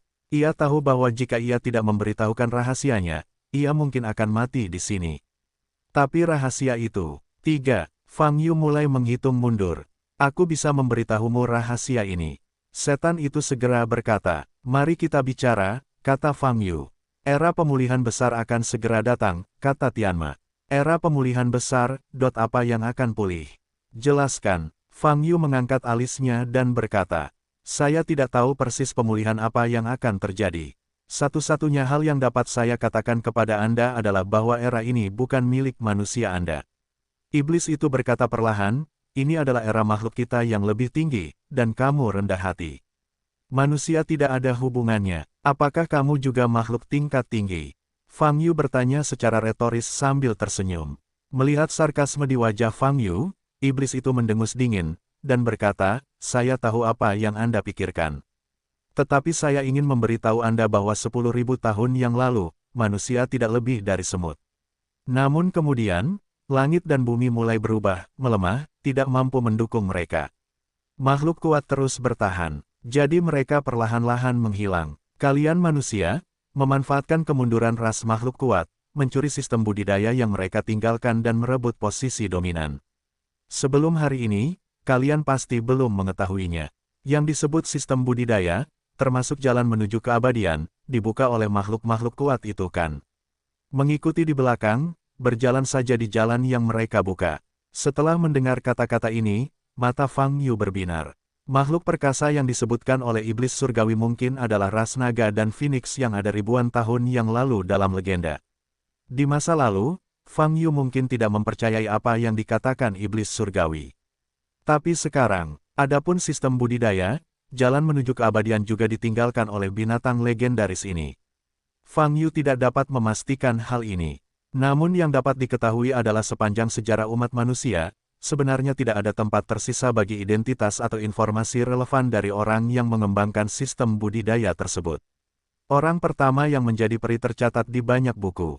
Hanya saja identitas manusia abadi pertama yang tercatat di setiap buku berbeda-beda dan mempunyai pendapat tersendiri. Tadi Anda bilang saya bisa mendapat peluang besar di era pemulihan hebat ini. Apa maksudnya ini? Fang Yu bertanya. Di era pemulihan yang hebat, akan ada banyak hal yang bahkan tidak dapat Anda pikirkan. Ini adalah kesempatan besar Anda, kata iblis itu. Ini adalah kesempatan besar, kata Fang Yu. Petik 2 titik titik titik. Hal-hal ini, manusia biasa tidak dapat terlibat, tetapi kamu memiliki kekuatan seperti itu, dan kamu memiliki kesempatan untuk mendapatkan peluang itu. Setan itu berkata dalam diam sejenak. Rahasia di mulutmu, kan? Fang Yu mengangkat alisnya dan bertanya. Itu saja, saya sudah mengatakan semua yang saya tahu. Jawab iblis itu. Dari mana kamu mengetahui hal-hal ini? Fang Yu bertanya lagi. Mendengar pertanyaan ini, iblis itu duduk. Lokasi penusukan dadanya masih dalam perbaikan. Inilah yang kukatakan kepadaku sebagai iblis, yang berasal dari darah ras kuno. Iblis itu dengan bangga berkata, di zaman kuno, kalian manusia hanyalah semut. Tentu saja, kalian tidak memiliki darah yang begitu kuat. Tidak perlu terlalu bangga. Fang Yu tersenyum menghina dan berkata, tidak peduli apa garis keturunan kuno kamu, apakah kamu masih bisa menahan pukulanku? Kamu, kalimat mematikan ini bahkan lebih kuat bagi iblis surgawi daripada pukulannya tadi. Saya punya pertanyaan lain. Mengapa Anda mengubah Zhao Zinan menjadi sebuah wadah? Fang Yu bertanya, tidak peduli dengan reaksi iblis itu.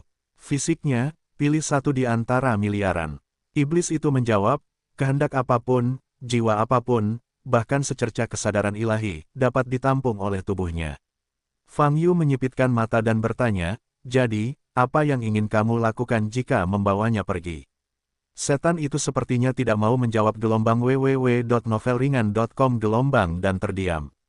Kamu memilih diam sekarang. Percuma saja bicara banyak. Fang Yu mengulurkan jari telunjuk tangan kanannya, dan ujung jarinya tiba-tiba terbakar dengan nyala api merah kemasan. Merasakan aura panas terik dan kehancuran, iblis itu ketakutan di dalam hatinya. Mengapa ada nafas suci di dalam nyala api ini? Ini adalah energi yang paling terkendali.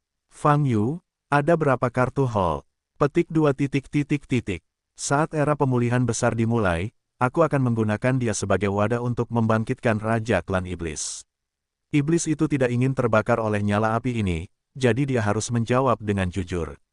Mendengar jawaban ini, mata Fang Yu berkilat keheranan, dan dia berkata, kebangkitan yang kamu sebutkan, apakah kebangkitan yang sebenarnya? Ya, inilah peran wadahnya. Fisiknya dilahirkan untuk menjadi wadah. Jadi ku bilang sebelumnya, kamu tidak bisa menyimpannya. Kata iblis itu, jika saya tidak menemukannya, akan ada makhluk dari ras kuno lainnya. Ayo, dia adalah sebuah wadah, inilah misi utamanya. Tidak peduli seberapa kuatnya kamu, mustahil mencegah hal ini terjadi. Titik titik titik. Sesuai dengan janjinya, Fang Yu melepaskan iblis itu. Tepat sebelum pergi, Fang Yu menghancurkan semua pelindung tulang di luar tubuhnya hingga hancur. Meskipun tubuh iblis surgawi memiliki kemampuan untuk memperbaiki dirinya sendiri, mustahil untuk pulih dari cedera tingkat ini tanpa 1,5 tahun. Namun, rasa sakit yang ditimbulkan Fang Yu hari ini sudah cukup untuk diingatnya dalam kehidupan ini, dan itu terpatri di kedalaman jiwa. Seharusnya tidak lagi punya nyali untuk memprovokasi Fang Yu. Fang Yu melaju perlahan di udara, masih ada ekspresi ngeri di matanya. Informasi yang dia minta dari mulut iblis berdampak besar padanya. Tentu saja, Fang Yu tidak dapat memastikan bahwa apa yang dikatakan iblis itu adalah kebenaran. Meskipun itu adalah kebenaran, bukan berarti itu adalah kebenaran. Namun, dari pengalaman pribadi Fang Yu setahun terakhir, dunia ini memang sedang mengalami perubahan tertentu. Di berbagai daerah, berbagai situasi yang sudah lama tidak terjadi muncul di tahun ini. Kerusuhan monster di ujung utara, kemunculan reruntuhan, dan menelan naga ditemui sebelumnya. Semua ini terjadi secara tidak sengaja pada orang lain, tetapi di mata Fang Yu, itu sangat aneh. Karena Fang Yu telah hidup selama hampir 5.000 tahun, dia mengetahui benda mana yang telah lama hilang, dan mengetahui benda mana yang hanya ada dalam legenda. Pada saat yang sama, Fang Yu pada dasarnya dapat yakin bahwa aliran deras yang disebutkan oleh ras setengah roh mungkin sama dengan era pemulihan besar yang disebutkan oleh iblis surgawi. Namun, era pemulihan yang hebat, pemulihan seperti apa yang akan terjadi? Setan itu tidak jelas, Fang Yu hanya bisa berspekulasi. Mungkin, seperti yang terjadi sekarang, banyak wasiat atau makhluk yang ada di zaman dahulu akan segera terbangun. Tetapi Fang Yu masih tidak mengerti bahwa keinginan atau makhluk yang telah menghilang selama bertahun-tahun ini tidak muncul dalam waktu yang lama, jadi mengapa mereka bangun sekarang? Mengapa terjadi pemulihan di era yang disebut sebagai era pemulihan besar, Great Recovery? Pasti ada faktornya, dan faktor ini juga melambangkan datangnya era pemulihan besar-besaran. Seperti yang dipikirkan Fang Yu, dia perlahan mendekati rumah keluarga Zhao. Saat ini, dia memikirkan Zhao Zinan lagi. Menurut iblis, fisik Zhao Zinan menjadikannya wadah yang sangat baik. Makhluk kuat yang ada di zaman kuno dapat dibangkitkan sepenuhnya dengan menggunakan jejak kesadaran atau kehendak ilahi, atau darah dan daging dan sejenisnya, menggunakan tubuh Zhao Zinan sebagai wadahnya.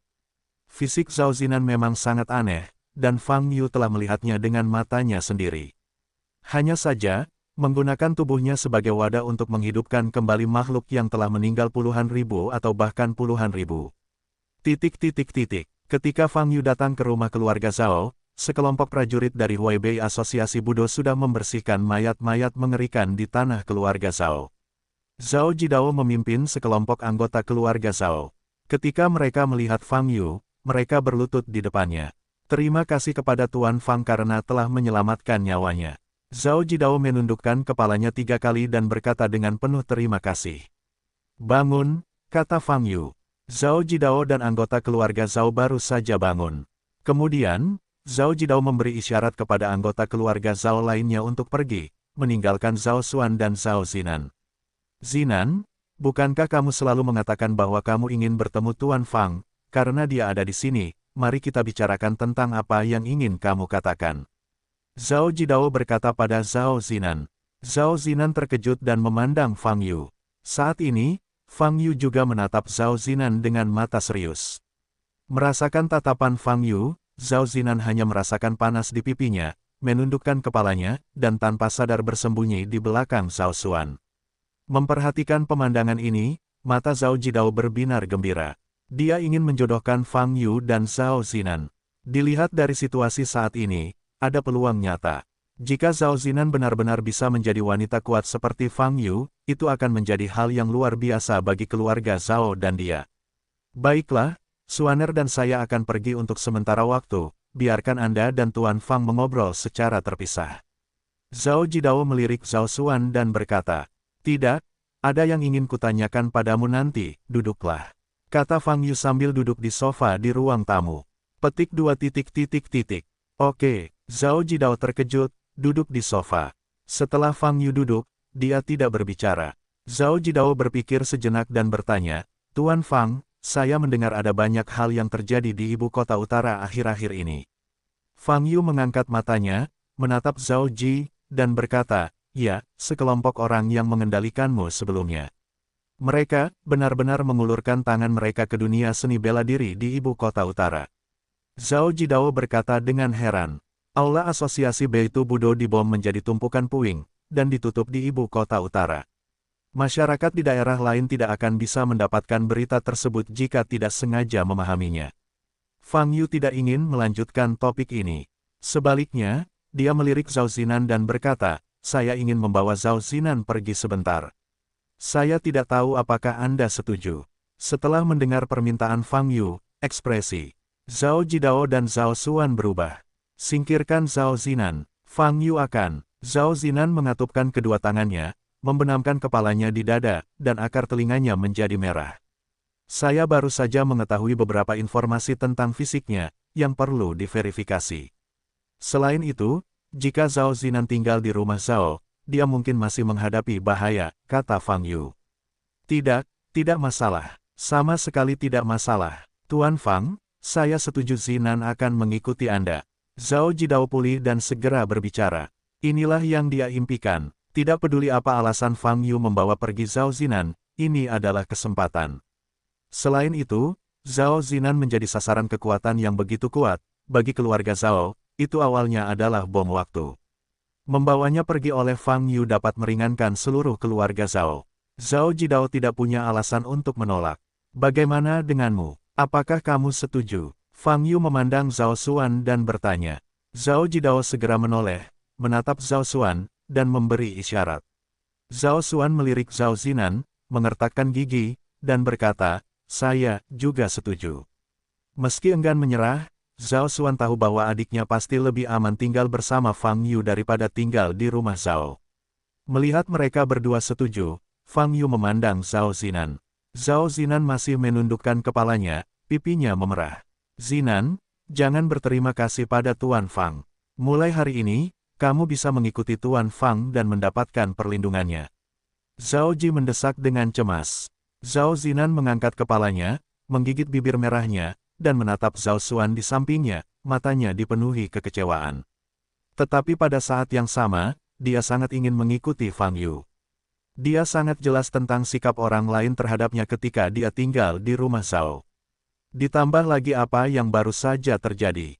Dia tahu jika dia terus tinggal di rumah Zhao, itu hanya akan membawa bahaya bagi semua orang. Terima kasih, Tuan Fang. Zhao Zinan bangkit dan berlutut lagi. Fang Yu sedikit mengangkat tangannya dan melepaskan sedikit kekuatan untuk mendukung Zhao Zinan. Setelah itu, Fang Yu berdiri dan berkata, saya akan menjemputmu nanti dan pergi. Kamu dapat memanfaatkan waktu ini untuk mengemas barang bawaanmu dan memberitahu keluargamu tentang sesuatu. Karena aku tidak tahu kapan aku akan mengirimmu kembali. Setelah berbicara, Fang Yu mengaktifkan cincin halus dan berteleportasi. Zhao Zinan terkejut sejenak, lalu menoleh ke arah Zhao Xuan, matanya memerah.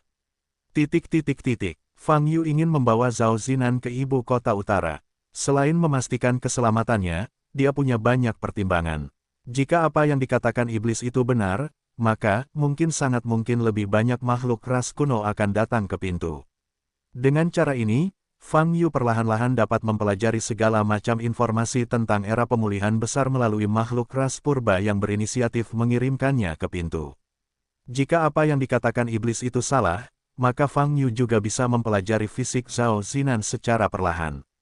Fang Yu teringat penglihatan yang ditimbulkan Zhao Zinan ketika dia memasuki kebun sayur tempat belimbing ditanam terakhir kali di Huaibei. Sekarang, Xing Chen Guo telah dipindahkan kembali ke rumah Beidou, dan Zhao Zinan dapat dibawa kembali untuk mempelajari hubungannya. Setelah meninggalkan rumah Zhao, Fang Yu pergi ke ibu kota barat laut, barat daya, tengah, timur satu demi satu. Dia meninggalkan bekas di setiap lokasi dengan observatorium gelombang www.novelhall.com gelombang. Melalui tanda ini, dia dapat memantau perubahan di setiap observatorium dari jarak ribuan mil. Dalam proses pergi ke setiap observatorium, Fang Yu juga mengkonfirmasi satu hal. Artinya, setiap susunan di bawah tanah tempat observatorium dibangun persis sama, dengan garis luar persegi. Dan interior rumit dengan kesalahan. Dalam 4 jam, Fang Yu melakukan perjalanan ke 37 lokasi dan meninggalkan jejaknya. Selanjutnya, yang perlu Anda lakukan adalah kembali ke Beidou dan mengaktifkan senjata ajaib setengah abadi Tongtian Prism untuk memantau setiap lokasi. Sudah waktunya pergi ke rumah Zhao dan membawa pergi Zhao Zinan. Fang Yu mengaktifkan cincin halus itu lagi dan bersiap untuk berteleportasi. Pada saat ini, dia tiba-tiba teringat pada Su Lengyun yang sudah lama tidak bertemu. Karena kamu sudah datang ke Huaibei, ayo mampir. Sambil berpikir, Fang Yu menghilang dari observatorium di hutan belantara dan sampai ke halaman dalam Frost Cold Palace. Saat ini, sudah jam 2 siang. Tidak ada seorang pun di halaman dalam, tapi Fang Yu mendengar suara percakapan datang dari halaman luar. Jadi Fang Yu berjalan ke halaman luar. Kemudian, dia melihat sekelompok murid perempuan dari Frostcold Palace, berbaris dalam garis persegi, berdiri dengan rapi. Su Lengyun, berpakaian hitam, berdiri di depan mereka, sedang berbicara. Aku berangkat kali ini, mungkin akan memakan waktu 2 hingga 3 bulan. Selama ini, kamu harus menuruti perkataan kakak perempuan majikanmu, bukan? Mau kemana? Fang Yu melangkah maju dan bertanya. Suara laki-laki tiba-tiba muncul, menyebabkan murid perempuan yang hadir mengubah wajah mereka dan semua berbalik untuk melihat Fang Yu. Su Lengyun mengangkat matanya dan terkejut saat melihat Fang Yu. Lalu, senyuman lembut muncul di wajah cantik itu. Kakak Yu, kamu di sini. Pada saat ini, sekelompok murid perempuan menemukan bahwa orang yang datang adalah Fang Yu. Mereka sangat akrab dengan Fang Yu, dan tahu bahwa hubungan antara guru dan Fang Yu harmonis. Fang Yu berjalan ke sisi tim Fang dan berkata kepada Su Lengyun, kamu bisa menyelesaikan apa yang ingin kamu katakan dulu, dan aku akan berbicara denganmu nanti. Oke, Su Lengyun mengangguk, menoleh untuk melihat sekelompok murid di depannya lagi, dan terus memberitahu mereka sesuatu. Ketika Su Lengyun berbicara, Fang Yu melirik ke hampir 100 murid perempuan di tim, tetapi tidak melihat Liu Lianxia. Sekitar 10 menit kemudian, Su Lengyun selesai berbicara, membubarkan tim Fang, dan berjalan ke arah Fang Yu. Kakak Yu, Su Lengyun berjalan ke arah Fang Yu, mengangkat tangannya untuk menarik rambut biru di dahinya, dan menatap Fang Yu. Mengapa kamu tidak melihat Liu Lianxia? Fang Yu bertanya, ada yang tidak beres di rumah Lianxia, dan butuh waktu lama untuk pulang, kata Su Lengyun. Oh, kamu baru saja bilang akan berangkat sebentar, mau kemana? Fang Yu bertanya. Su Lengyun maju selangkah, mengangkat tangannya, dan dengan lembut menepuk-nepuk debu di bahu Fang Yu. Fang Yu baru saja kembali dari observatorium yang dibangun di gurun di barat laut. Ada badai pasir di tempat itu, dan pakaiannya secara alami ternoda oleh debu loes. Kakak Yu, dari mana saja kamu? Su Lengyun malah bertanya alih-alih menjawab pertanyaan Fang Yu. Saya sedang menyelidiki hal yang aneh, dan saya baru saja kembali dari wilayah barat laut. Fang Yu menjawab dengan jujur. Hal-hal aneh. Su Lengyun sedikit mengernyit, jejak keraguan muncul di pupil biru langit. Ya, ini sangat aneh. Saya tidak bisa memberitahu Anda dengan jelas untuk saat ini. Fang Yu berkata, katakan padaku kemana tujuanmu dulu. Aku bisa mengantarmu pergi. Tidak perlu menghabiskan terlalu banyak waktu di jalan. Saya, baru-baru ini mengalami hambatan, saya ingin mencari pengalaman dan menemukan peluang terobosan. Su Lengyun menggigit bibir merahnya dan berbisik. Oh, apakah kamu menemukan tempat yang cocok untuk berlatih? Fang Yu bertanya. Baiklah, saya menerima kabar bahwa peninggalan kuno di Huaibei telah dibuka, dan saya ingin pergi dan melihatnya sendirian, kata Su Lengyun. Reruntuhan kuno. Fang Yu bertanya dengan mata sedikit bergerak, di mana itu? Melihat reaksi Fang Yu yang agak besar, Su Lengyun sedikit terkejut dan berkata, tepat di luar ibu kota selatan Huaibei. Banyak keluarga dan sekte seni bela diri di Huaibei telah menerima berita. Huaibei dan ibu kota selatan. Reruntuhan kuno membuka berita ini. Itu adalah berita yang diumumkan oleh Biro Gutian Beidou. Su Lengyun menjawab, berita ini diumumkan 2 hari lalu dan dengan cepat menyebar ke dunia seni bela diri Huaibei. Hanya saja, Fang Yu memandang Su Lengyun dan bertanya, tapi apa? Biro Penjaga Langit mengumumkan pembukaan peninggalan kuno ini, dan pada saat yang sama memberikan peringkat bintang 5 pada peninggalan kuno tersebut. Su Lengyun mengerucutkan bibir merahnya dan berkata, Fang Yu tidak mengetahui standar penilaian bahaya Biro Gutian, jadi dia bertanya, 5 bintang, seberapa berbahayanya? Peringkat risiko tertinggi Glimpse adalah bintang 5, yang berarti bahaya ekstrim. Su Lengyun menjawab dengan suara rendah. Pada saat ini, Fang Yu memandang Su Lengyun, mengangkat alisnya, dan bertanya, jadi, apakah kamu akan pergi ke peninggalan kuno yang sangat berbahaya ini sendirian untuk mengalaminya? Petik 2. Su Lengyun menundukkan kepalanya dan berkata dengan suara rendah, mantan majikanku memberitahuku bahwa ketika menghadapi kemacetan yang tidak dapat dipecahkan, biasanya hal itu disebabkan oleh faktor psikologis. Penting untuk mencari peluang terobosan melalui pertarungan ekstrim yang sebenarnya. Dia juga mengatakan bahwa semakin kritis situasinya, semakin besar peluang terobosannya. Jadi, aku pikir, teori sialan. Fang Yu mengerutkan kening, menyela kata-kata Su Lengyun secara langsung, dan berkata, kultivasi adalah hal yang biasa. Dalam istilah awam, wajar jika perahu mencapai jembatan. Ketika Anda menerobos, itu adalah akar spiritual Anda. Memutuskan, tentu saja, saya tidak menyangkal bahwa hambatan tersebut ada hubungannya dengan faktor psikologis. Namun hal ini jelas tidak terkait dengan apa yang disebut pertempuran ekstrim atau tingkat krisis. Teori tuanmu, belum lagi kecurigaan menghasut seorang murid untuk mati. Konsep itu sendiri sangat salah. Tergesa-gesa tidak bisa dicapai. Saat menemui kemacetan, semakin cemas, semakin sulit untuk ditembus, semakin cemas semakin mudah tersesat. Kata-kata ini benar, tetapi bagi kebanyakan kultivator, mereka tidak dapat melakukannya ketika menghadapi kemacetan. Termasuk Fang Yu sendiri, ketika hendak memasuki tahap pemurnian Qi tingkat 10.000, ia juga mengalami beberapa kali kecemasan dan kecemasan. Ini adalah sifat manusia dan sulit untuk sepenuhnya meninggalkannya. Hanya saja jika Anda ingin membuat terobosan, Anda harus mencari kegembiraan. Fang Yu dengan tegas menentang teori ini. Dalam sejarah, memang ada beberapa kemampuan hebat yang mengalami tingkat keputusasaan yang berbeda-beda dalam proses pertumbuhannya, tetapi mereka telah diberkati secara terselubung, patah lalu berdiri, merosot dan naik ke langit dalam satu langkah. Namun keadaan ini sebenarnya hanyalah penyimpangan orang yang selamat. Namun ada lebih banyak orang yang tidak memiliki keberuntungan seperti ini, tidak memiliki bakat seperti ini, dan mati dalam keputusasaan. Sejarah tentu saja tidak akan meninggalkan perbuatan dan nama orang mayoritas ini. Ini kenyataan. Saat Fang Yu berbicara, Su Lengyun menundukkan kepalanya, seperti anak kecil yang dikritik, takut untuk berbicara. Dia juga tahu risiko melakukan ini, tapi dia masih ingin bertaruh sekali. Dia tidak ingin terjebak dalam kemacetan tahap jiwa baru lahir, dia ingin menerobos dengan cepat dan sedikit mengejar jejak Sang Yu. Bahkan jika dia hanya bisa melihat punggung Fang Yu, dia akan merasa lebih baik. Baiklah, aku akan pergi bersamamu. Fang Yu berpikir sejenak dan berkata. Su Lengyun mengangkat kepalanya, matanya yang indah melebar, menatap Fang Yu, menggelengkan kepalanya dan berkata, Saudara Yu, apakah kamu sibuk dengan hal-hal lain? Petik 2. Saya merasa peninggalan kuno ini, sedikit ada hubungannya untuk masalah yang sedang aku selidiki, dan aku akan mengetahuinya hanya dengan melihatnya. Fang Yu berkata dengan mata berbinar. Su Lengyun memandang Fang Yu dengan bingung, lalu mengangguk dan berkata, Oke. Tunggu aku di sini, aku harus mengirim seseorang ke Beidou dulu, kata Fang Yu. Oke, Su Lengyun mengangguk lagi. Fang Yu kembali ke rumah Zhao lagi.